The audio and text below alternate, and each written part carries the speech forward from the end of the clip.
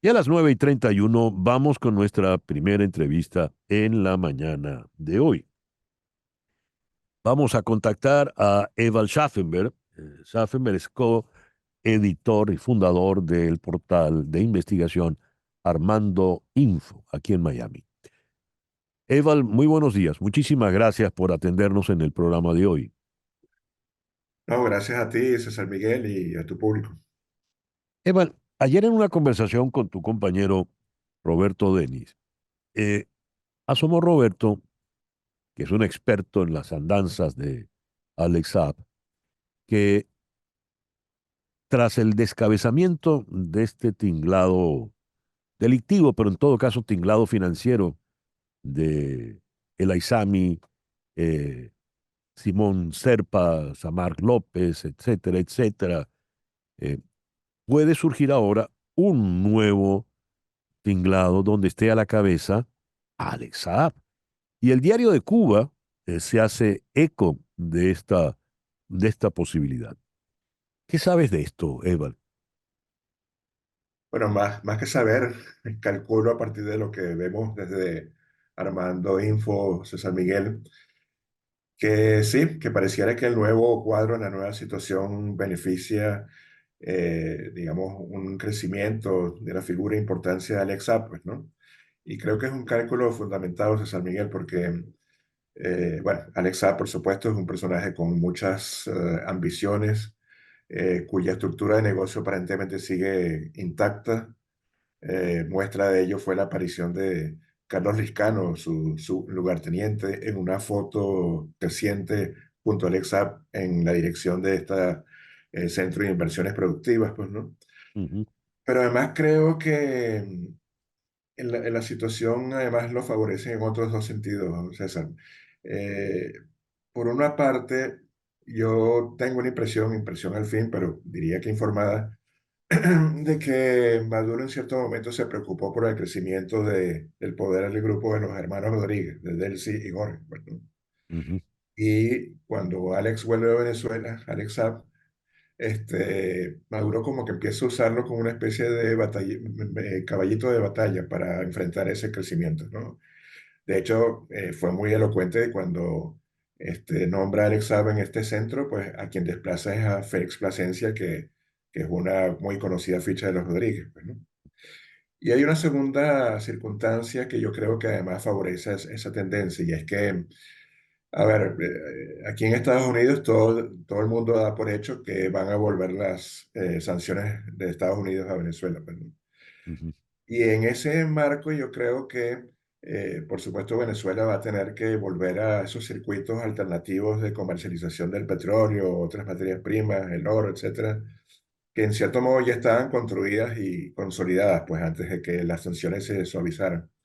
Y Alex Saab es el gran conocedor de eso, pues de hecho yo creo que él se vuelve tan importante para el régimen chavista y sobre todo el madurista, porque él trae ese know-how, digamos, de narcotráfico, de cómo crear estructuras en offshore y crear, digamos, matrushkas corporativas en las que una compañía es dueña de otra, etcétera, etcétera, para que se pierda el rastro de quién es el dueño final, pues, ¿no?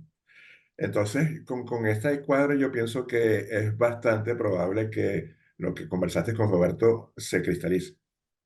Eval, dijiste Alex Saab con el know-how que tiene del narcotráfico. ¿Podrías ahondar en ello, por favor? Claro, recuerda que el secuaz, el gran socio de Alex Saab, era el llamado Álvaro Pulido Vargas, que en verdad se llama Ujú, Germán Rubio, otro ciudadano colombiano, pues, ¿no? ujú. Y él fue hasta incluso condenado como jefe de un cártel de drogas en Italia en el año 2000. De hecho, esa condena es la que lo obliga a cambiar de nombre, pues.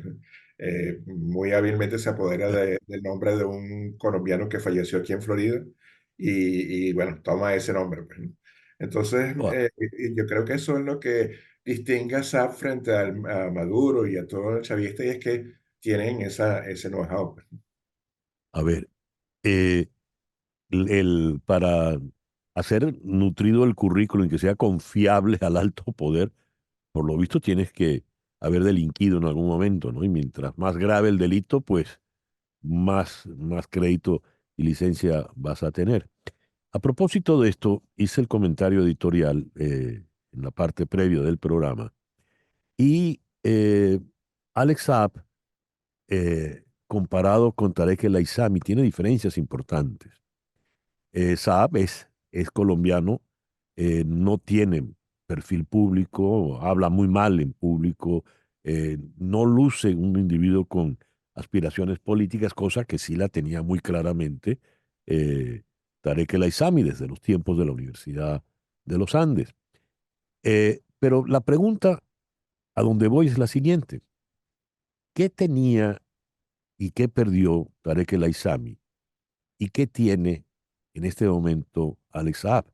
La pregunta va porque, caramba, el Aizami llegó a ser un todopoderoso vicepresidente, ministro del Interior, el gobernador del estado de Aragua cuando surge el famoso tren de Aragua en la cárcel de Tocorón, ministro del petróleo. ¿Qué tenía y qué perdió y qué tiene? Y no creo que vaya a perder por ahora Alex Saab, Evan. Bueno, Alexa, por su parte, creo que tiene dos grandes seguros. Uno es que eh, presumiblemente posee y muy probablemente posee secretos importantes de Maduro en particular, de la familia presidencial, pues, ¿no? Mm, Es decir, no es del chavismo en general, no es de qué pasó con tales reales en 2011, no, no. Es sobre lo que la presencia real que puede tener Maduro y Cilia Flores en los negocios, porque creo además, José San Miguel, que algo que siempre se pierde de vista cuando se hacen análisis políticos sobre la transición o la crisis que se está gestando ahora en Venezuela, con frecuencia se deja de lado algo que yo creo que es muy importante, posiblemente muy remarcado por mi experiencia periodística en Armando Info, pero es que debajo de la estructura política del chavismo hay una estructura de crimen organizado. no sé. Eh, eh, y uno podría perfectamente describir el actual régimen en Venezuela como una especie de federación de pandillas o federación de cofradías que se agrupan en torno a ciertos caudillos, pues, ¿no? Ujú, Y entonces ellos no necesariamente siguen solo la lógica política, sino también, digamos, la de este mundo subterráneo del crimen, pues, ¿no? Y entonces, es como en las mafias cuando alguien es desleal, cuando alguien rompe la omertad, pues, ¿no? ujú, Pues cae en desgracia y tiene una suerte en consecuencia, pues, ¿no? Yo creo que Alzheimer es alguien a quien varios de estos jefes de gangs le tenían algunas cuentas y, bueno, comete el grave error en PDVSA, pues, ¿no? Grave error ujú, que no es el de la corrupción, sino el de que pues perdió plata que era para el gobierno y que una plata que Maduro necesita desesperadamente para la posible campaña electoral. Y bueno, esos 16.000 millones de dólares o 23.000 millones de dólares, las cifras que cambian, pues se perdieron, pues, ¿no? Y eso es plata que podría estar usando el gobierno y sobre todo, como repito, enfrentando la muy inminente, diría yo, eventualidad de que las sanciones vuelvan contra Venezuela. eh, 23.000 millones, ¿cómo se pueden perder? Desaparecer. Sí, Eso es posible. ¿Dónde es? Para la siempre vigente pregunta de Luis Herrera Campins, ¿dónde están los reales? ¿No? exacto. Sí, esa pregunta me parece interesante para precisar algo, César, mire, porque es que uno ve coloquialmente en las redes, etcétera, que la gente dice, bueno, pusieron preso a Tarek, el Alzheimer, pero ¿dónde están los reales? En efecto, pues, ¿no? Ujú, sí, Ah, no, claro. no, no, no aparecen los reales que él se robó, pues, ¿no? Y esa es Ujú, una expresión simple que uno entiende, por supuesto, pero que no es precisa, pues, ¿no?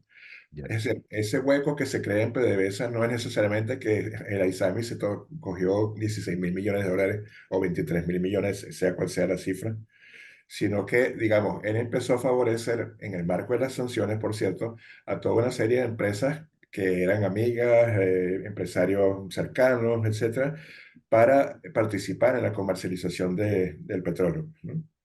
Y esa comercialización la hacían estas empresas de maletín o de la noche a la mañana, fantasmas, como lo quieras llamar, iban a estos mercados, a spots famosos en Singapur, en India, etcétera, vendían esos cargamentos de petróleo que PDVSA, o sea, el Alzheimer les confiaba en consignación, pero con frecuencia la plata no volvía a PDVSA, pues, ¿no?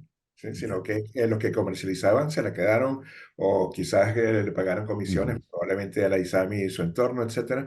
Es decir, lo que quiere decir que no es que hay una cuenta bancaria o una cueva del tesoro donde vas a encontrar Sí. 16 millones de dólares, sino que eso básicamente pues se drenó por cientos de actos de corrupción en la comercialización del petróleo. Una última pregunta, porque se nos acabó el tiempo, Eval.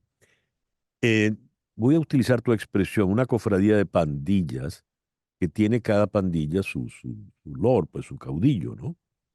Y como esto funciona con códigos como la Omertá, pues códigos cerrados que no son inviolables, el destino, la suerte, la tragedia que le ha ocurrido a El Aizami le podría ocurrir entonces a cualquiera de los otros caudillos.